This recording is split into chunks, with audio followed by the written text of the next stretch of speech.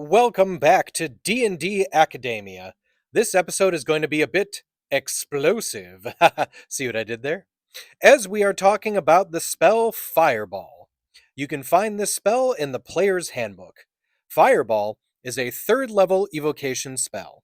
It has a range of 150 feet and a 20-foot area of effect circle. The casting time is one action, and the duration is instantaneous. As for the attack or save, it is a dexterity save.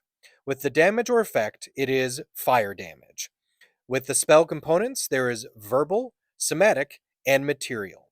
The suggested material components are a tiny ball of bat guano and sulfur.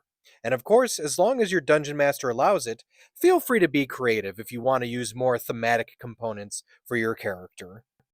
A bright streak flashes from your pointing finger to a point you choose within range, and then blossoms to a low roar into an explosion of flame. Each creature in a 20-foot radius sphere centered on that point must make a dexterity saving throw. A target takes 8d6 fire damage on a failed save, or half as much damage on a successful one. The fire spreads around corners and it ignites flammable objects in the area that aren't being worn or carried. Now, do keep in mind, Fireball will absolutely hurt your fellow players and yourself if you are caught within the blast.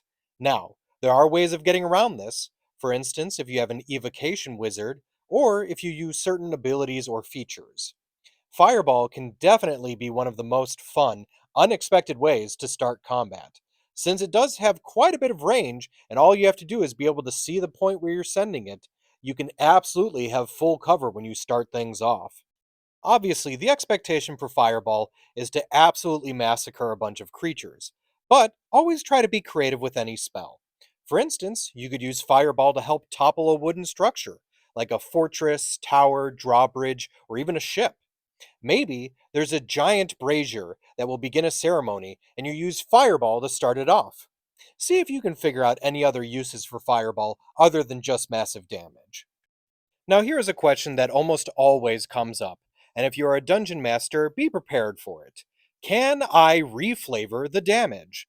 It is absolutely up to any dungeon master on what you say to this, but my recommendation is allowing it.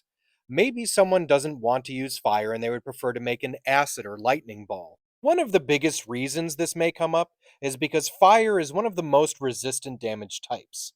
So, in that same respect, do keep in mind that if you allow them to change it to something like, oh, radiant or force damage, perhaps tweaking the amount of damage it does is not the worst idea.